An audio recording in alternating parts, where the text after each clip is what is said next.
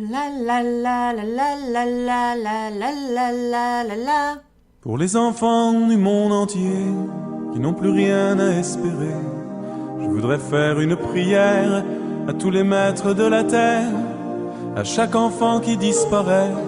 J'ai longtemps hésité avant de faire cette chronique, parce qu'entre-temps est arrivée l'horreur inindicible. Le terrorisme appliqué à des enfants au pas de nos portes. Non parce que ça existe depuis longtemps, ok, mais c'était lointain, dans des pays arriérés, en étranger, pas dans nos pays dits civilisés.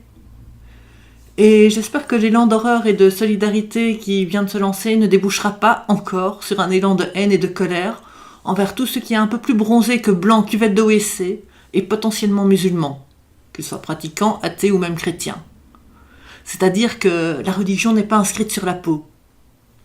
Finalement, c'était pas si mal là, ces signes ostentatoires. Ça permet de pouvoir catégoriser les gens en bons ou mauvais, suivant des préceptes abscons et débiles, alors qu'à la base, quand même, on est tous humains. Mais je vais m'arrêter là. J'ai l'impression d'avoir dit ce discours trop souvent, et que trop souvent il est tombé dans l'oreille de sourds. Alors, je vais continuer à faire ce que je fais le mieux, faire rire, et peut-être un peu, au milieu de tout ça, faire réfléchir. Est-ce que c'est l'arme ou la religion qui est monstrueuse, ou les mains qui s'en servent ? Le plus souvent au nom d'un idéal personnel et nauséabond. Je te laisse méditer un coup là-dessus. Voilà. Place maintenant à la chronique habituelle, qui devrait parler aux mamans et éventuellement donner à imaginer à celles qui n'ont pas encore d'enfants.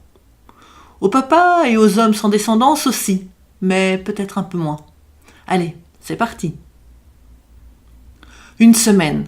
Ça faisait une semaine que ma fille me bassinait les oreilles avec la fête des mères, les cadals qu'elle allait me faire, que l'autre groupe de CP, là, il a tout bousillé les cadeaux de son groupe à elle, que madame, elle était pas contente et que « Hé, maman, t'es sûre de pas vouloir savoir ce que c'est ton cadeau, hein ?» Hashtag, je peux pas garder ce secret pour moi tout seul, c'est trop lourd, je vais le dire à la terre entière, y compris à belle-maman qui va vendre la mèche, même que je vais pleurer le vendredi quand j'entendrai qu'elle te l'a dit. Puis, il y a eu le dimanche. On voit bien que c'est un mec qui a décrété la date de la fête des mères. Un putain de dimanche. L'un des seuls jours où tu peux, éventuellement, tenter de dormir un peu plus longtemps. Enfin, le coma des mortels.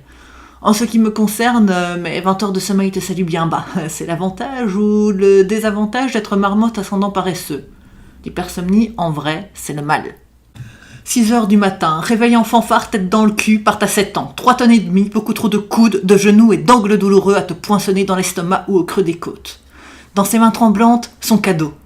Emballé dans un dessin, avec une magnifique poésie que tu as déjà entendu marmonner au bas mot 42 000 fois, rapport au fait qu'elle essayait de s'en souvenir. Et là, ces sueurs froides, si comme moi, tes enfants ont hérité de ton gène du dessin, resté au niveau bonhomme bâton de petite section. Quel est donc cet animal dessiné ? Mal assuré, tu tentes. « Oh, il est vraiment trop joli ton cochon, ma chérie !» La petite lèvre tremblotante et les trémolos dans la voix de l'infante te révèlent la mauvaise pioche, avant même qu'elle ouvre la bouche.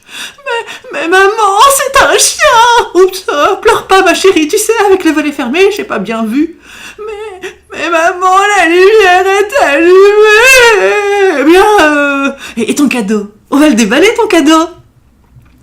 Pendant que la gamine renifle et fout sa morve partout en ouvrant le paquet, toi tu imagines. Ce sera quoi le cadeau cette année ? Collier de nouilles ? Bague en capsule de canette ? Pot de fleurs en yaourt ? Bracelet en anneau de rideau ? Ou boîte à chaussures décorée ? Fleurs en papier crépon ? Une fois le papier ouvert, tu découvres un truc horrible. Ton enfant a aussi hérité de ta dextérité négative. Si t'as pas de chance, il va vouloir t'en affubler, en public. Ah, le collier de nouilles peintes de couleurs vives et criardes qui en plus jurent ensemble sera du plus bel effet lors de la réunion extraordinaire invoquée par ton entreprise. Surtout si tu as oublié de l'enlever après la scène que la chair de ta chair t'a faite pour que tu mettes son joli cadeau. Si au contraire c'est un truc joli, tu as toutes les chances que ton cadal devienne tout à coup la propriété exclusive de l'enfant. Parce que bon, oh il est trop beau maman et tu me le prêtes ? Connaissant la propension naturelle au bordel de l'héritier, t'es à peu près sûr de ne jamais le retrouver dans ce qui lui sert de chambre. Moi, cette année, j'ai reçu un beau collier, vraiment. La preuve, il a été détourné directement par l'infante. Je le vois encore, de temps en temps, autour de son cou. Et cette année encore, j'ai survécu à cette tension, cette peur de mal faire et de traumatiser à vie mes enfants. Encore qu'ils aient des tas d'autres raisons pour pouvoir faire de la psy longue durée. Mais toi, c'est quoi tes peurs par rapport à cette fête?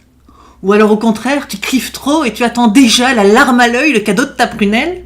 Dis-moi tout, que ce soit dans les commentaires ou sur la page Facebook de la chaîne. Si t'as aimé, n'hésite pas non plus à poussoter et partager cette vidéo. La semaine prochaine, si tu es sage, je te parlerai de l'arrivée de juin, des grands, vilains, méchants examens et de l'approche des vacances.